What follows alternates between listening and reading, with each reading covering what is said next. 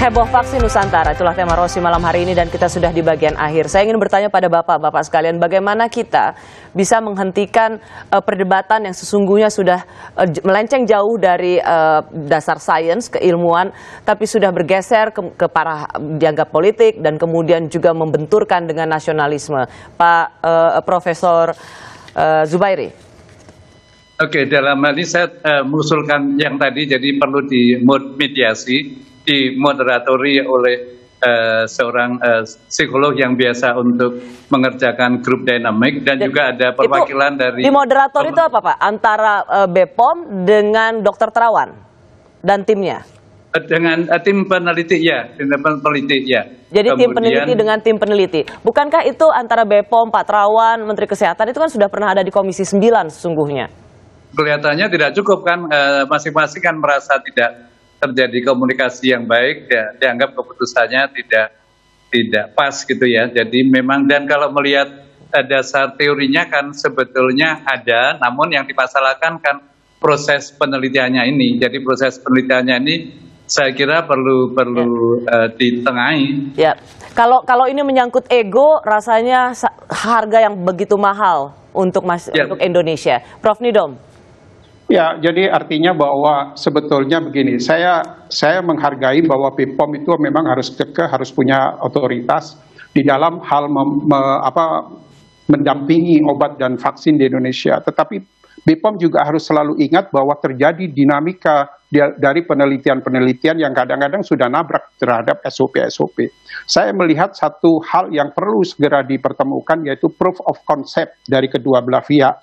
Jadi kalau misalkan apa maunya dari tim peneliti, kemudian adakah protokol yang ada di BPOM? Siapa yang bisa mempertemukan itu menurut Prof Nidom? Waduh, ya artinya bahwa ya kalau perlu Mbak Rosi lah yang mempertemukan. Mbak Rosi. Iya, saya pikir Mbak Rosi lah yang Mbak Rosi mempertemukan lah sebagai jadi terbaik itu sudah ada patokan satu hal, yaitu proof of concept. Jadi keduanya saling berbicara, proof of concept-nya dari peneliti apa, yang sudah digariskan di BPOM apa. Saya terus terang saya miris juga dengan data yang dari usernya BPOM itu diuraikan kepada masyarakat. Sekarang sudah seolah-olah bahwa vaksin Nusantara itu mengerikan dengan mengatakan bahwa 71% yang tidak itu yang tadi Anda katakan BPOM berlebihan, padahal itu cuma satu yang meningkat kolesterolnya. Ya. Oke. Kan itu. Jadi kadang-kadang ini ada apa sebetulnya negeri ini kan gitu. Betul Prof Nidom, ada pertanyaan, ini tentang apa sih? Tentang bisnis kah? Tentang politik kah? Atau tentang ego dua nama besar yang sedang bertarung gitu, dan kita ini rasanya harga yang terlalu mahal kalau dibiarkan terlalu lama. Pak Ahmad? Ya, kalau saya kembali ke asumsi saya semula ya, kalau kita sepakat BPOM sebagai otoritas tertinggi, kita ikuti kata BPOM. Perkara mengenai ini suatu kebaruan, itu nanti bisa didiskusikan mungkin setelah itu. Bisa jadi BPOM salah. Tapi BPOM sendiri harus kita akui, dia juga punya satu set tim ilmuwan yang tidak main-main juga. Dan mereka punya kredibilitas dan kredensial yang baik. Jadi dalam hal ini ikuti dulu. Jadi semua orang pihak menahan diri. Ya, kalau misalnya BPOM mengatakan tidak lanjut ke fase 2, ya tidak lanjut. Kalau BPOM mengatakan sudah diperbaiki dulu. Kalau kita mau bicarakan, dan itu harusnya memang BPOM. Karena kalau itu tidak diikuti, nanti kita tidak bisa menghargai siapapun lagi di publik. Bung Melki, bisakah kita berharap Komisi 9 juga menjadi juri yang adil, terlepas bahwa Anda sebagai pribadi mau menjadi relawan vaksin Nusantara, tapi Komisi 9 bisa jangan take sides, berdirilah di tengah untuk sehat bersama. Ya, tentu kami selalu berdiri di tengah dari awal sampai sekarang dan juga ke depan.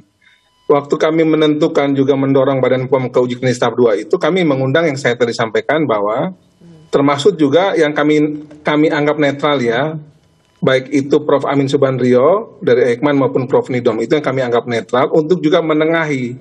Dan waktu perdebatan itu sudah sampai di ujung itu, kedua tokoh ini yang juga membuat vaksin, meneliti soal vaksin virus yang menjadi penyakit menular berbahaya sampai saat ini, bahasa mereka berdua sama kok. Tidak ada alasan apapun bagi Badan POM untuk tidak melanjutkan ke uji klinis tahap 2. Jadi ya kami sudah mencoba dari berbagai sudut ya, dan kami berjalan di tengah lah sejauh ini. Kami mencoba untuk berjalan di tengah dan apapun perdebatan ini. Ya, itu yang paling penting sebenarnya. Ada hal yang harus kita utamakan. Saya sudah harus menutup acara ini, Bung Melki, dan Anda juga audionya sudah sangat terganggu. Saya mengucapkan terima kasih untuk Prof. Zubairi, Prof. Nidom, dan Pak Ahmad juga Bung Melki. Kita sama-sama berharap. Dari NTT, Mbak Rosi, lagi dari daerah bencana NTT nih. Oh yes, empati saya berbela rasa saya untuk masyarakat NTT. Terima kasih ya Bung Melki, tetap meluangkan waktu untuk di Talk Show Rosi. Pak Ahmad, terima kasih. Prof. Zubairi, terima kasih. Prof. Nidom, terima kasih. Kita sungguh berharap kita bisa punya vaksin demi herd immunity. Bersyukur sekali kalau itu ada produksi dalam negeri. Tapi yang lebih penting adalah aman untuk masyarakat Indonesia. Bapak-bapak, terima kasih. Selamat malam. Vaksin Nusantara atau vaksin merah putih atau vaksin apapun, produksi dalam negeri patut didukung. Niat baik ini harusnya dilakukan dengan proses yang baik, melalui tahapan yang sesuai standar keilmuan. Melupakan ego sektoral. Vaksin Nusantara dengan seluruh silang sengketa belum lolos izin BPOM, tapi sudah ramai-ramai didukung atau di-endorse tokoh-tokoh nasional, justru membuat publik bingung. Kita ini mau sehat bersama, bukan ribut sendiri. Terima kasih sudah menyaksikan Rosi. Setelah ini akan hadir Kompas Malam. Kompas TV, independen, terpercaya.